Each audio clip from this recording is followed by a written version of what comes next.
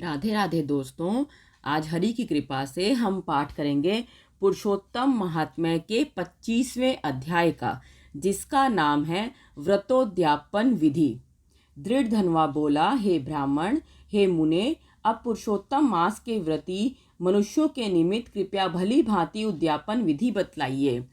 वाल्मीकि जी बोले, पुरुषोत्तम मास में भली भांति व्रत पूर्ति के लिए उद्यापन विधि संक्षेप में कहता हूँ, सो ध्यान पूर्वक सुने।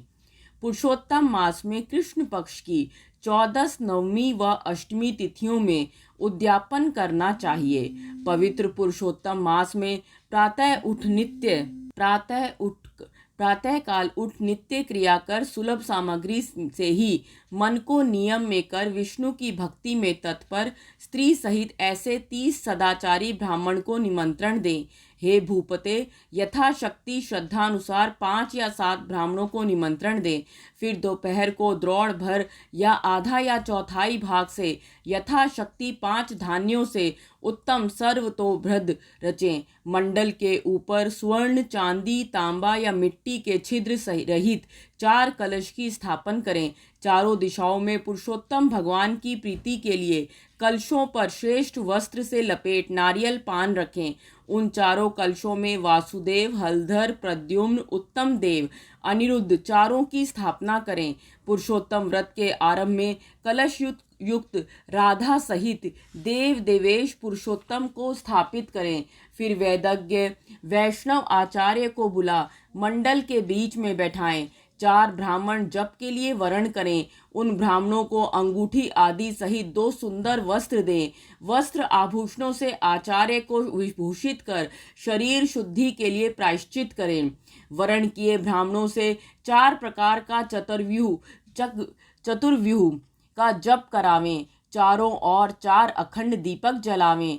फिर क्रम से नारियल आदि को अर्घ्य दान करें। दोनों जंघाओं में पृथ्वी को स्पर्श करता हुआ मनुष्य को पंचरत्नों सहित अंजलि भरकर श्रेष्ठ फलों से श्रद्धा भक्ति सहित स्त्री सहित हर्ष से श्री हरि का स्मरण करता हुआ प्रसन्न मन से अर्घ्य दे। अर्घ्य मंत्र, हे देव देव, हे पुराण पुरुषोत्तम, हे हरे, आपको नमस्कार है।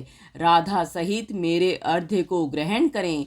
नवीन मेघ के समान श्याम 2 भुजा मुरली वाले पीतांबर धारी राधा सहित पुरुषोत्तम देव को मैं नमस्कार करता हूँ। इस प्रकार भक्ति से राधा पुरुषोत्तम भगवान को नमस्कार कर नाम मंत्रों के अंत में स्वाहा लगा तिलों से हवन करावें।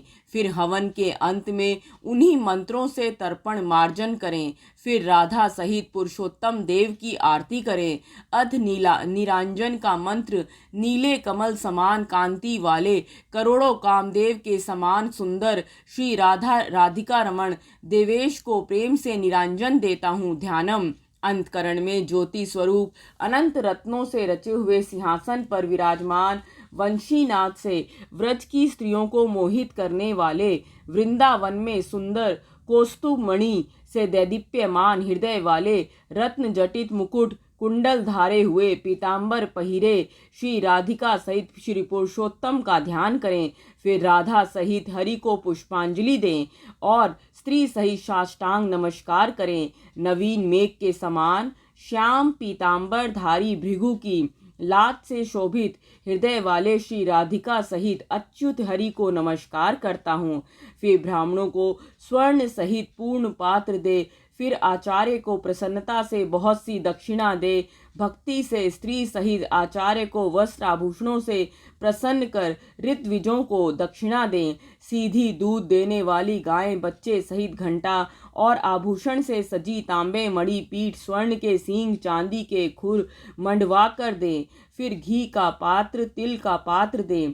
शंकर पार्वती को स्त्री पुरुषों के सब वस्त्र दें। 8 प्रकार के पद दें। जूतों की जोड़ी दें। वैष्णव ब्राह्मण को श्रीमद् भागवत शक्ति हो तो दें। देर ना कर क्योंकि जीवन क्षणिक है।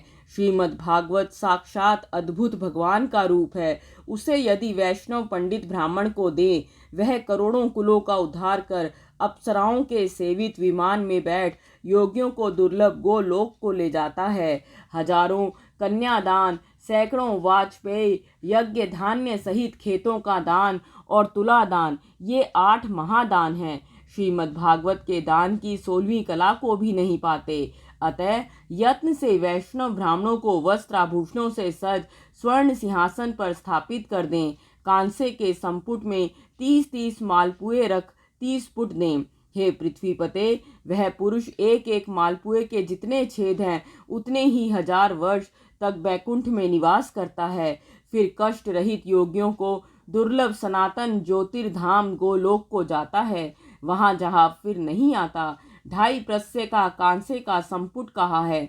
निर्धन पुरुष यथाशक्ति करे अथवा कच्ची उत्तम फल सहित मालपुए की सामग्री वहाँ लाके पुरुषोत्तम की प्रीति के लिए दें। नराधिप सहित श्री आमंत्रित ब्राह्मण को पुरुषोत्तम के समक्ष संकल्प कर दे। अतः प्रार्थना, हे श्री कृष्ण, हे जगद्धार, हे जगन्नाथ नायक, इस लोक की और परलोक की मेरी सभी कामनाओं को तत्काल पूरी करो। इस प्रकार गोविंद की प्रार्थना कर स्त्री सहित सदाचारी ब्राह्मण को पुरुषोत्तम को स्मरण कर आनंद से भोजन करावे। विधि पूर्वक भक्ति से पूज विप्र रूप हरि और स्त्री रूप राधा को स्मरण करता हुआ घी खीर से ब्राह्मण जीवावे।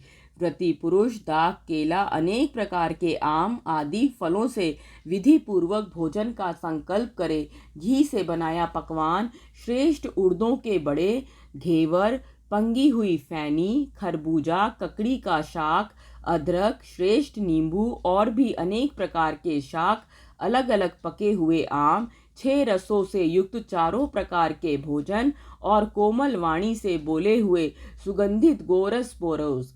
कहे कि हे ब्राह्मण, हे प्रभु, आप यह परोसा हुआ स्वादिष्ट भोजन करो और जो आपको चाहिए वह मांगना। मैं धन्य हूँ, अनुग्रहित हूँ, मेरा जन्म सफल हुआ। बड़े आनंद से भोजन करो। ब्राह्मणों को पान और दक्षिणा दें।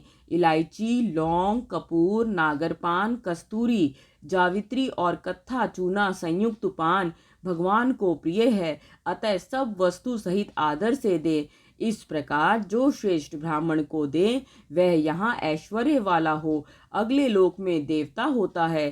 स्त्री सहित ब्राह्मण को प्रसन्न कर हाथ में लड्डू दें और स्त्रियों को विधान से सजा बांस की डाली दें।